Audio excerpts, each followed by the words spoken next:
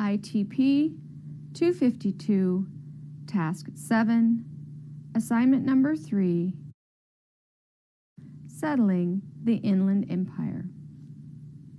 Mr. Bassett had an interesting life as a pioneer. His experiences were varied, and many of them were connected with early Spokane. He went across North America at least 6 times. He came first as a 49er to California during the gold rush. Most people thought one crossing was enough, but he wanted more in many different ways. He came around the Horn by ship. He went across Mexico. He followed the Oregon Trail several times. He found gold in the Clearwater River near what is now called Pierce, Idaho. Mr. Bassett was an expert carpenter and a millwright.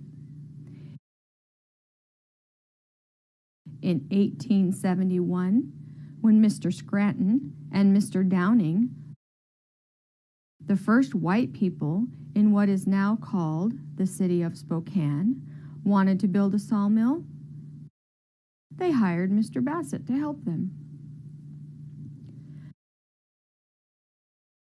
After one of his earliest visits to the east, he brought back with him a wife. When they came to the Spokane Falls area, they had a 2-year-old son. His name was Herman Sherman. On January 3rd, 1872, a girl was born in their cabin near the river, near what is now the Post Street Bridge. They named her Minnie Maria. Minnie was the first all-white child born in Spokane Falls. Herman Sherman lived in Spokane until 1967. After the sawmill was built, Mr. Bassett had a chance to stay in Spokane, but moved to some good farmland. He searched extensively until he finally found good land about 15 miles south of Spokane Falls.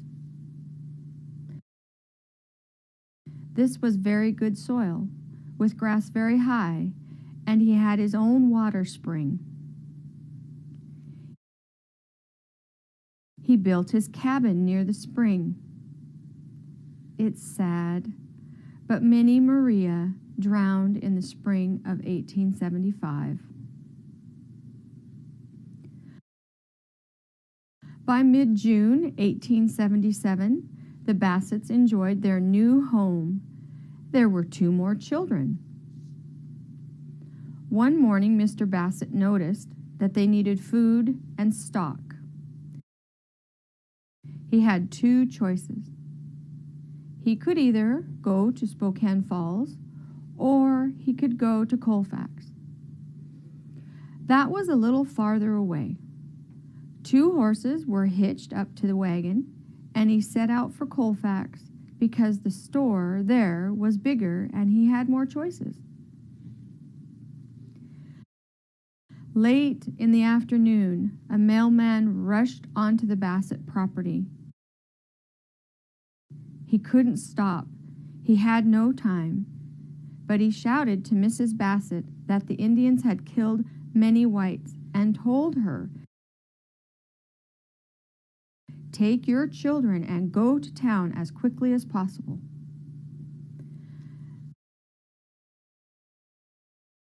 Mrs. Bassett took the children and went to their nearest neighbor in what is now called Cheney. She didn't have a horse, but she walked with the children, carrying the second oldest child, with Herman carrying the baby. They didn't go on the roads because they didn't want to be discovered. They arrived at their neighbor's and then Mr. Bassett arrived. They decided to load the wagon at sundown and go back to their cabin. They arrived just as the sun was rising. There was a massacre that happened in the Salmon River area, about 200 miles south from Spokane.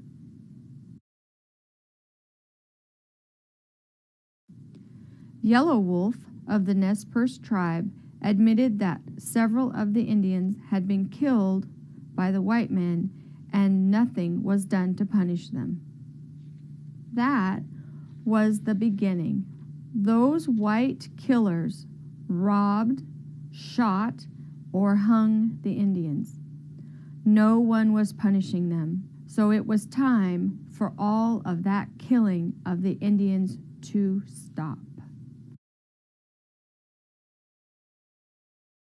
In June of 1877, the chief's son was so angry about the white men who had killed his father. They went to look for the man but couldn't find him. That man had gone to Florida, where he dressed up in Chinese clothes and hid. So they killed another man named Mr. Devine, who had treated the Indians badly. He had a new rifle, and the Indians took that with them. On the way back to the camp, they killed 3 more men. They went to Chief Joseph's camp and yelled, "Why are you sitting here like a woman? The war has begun. There is a war."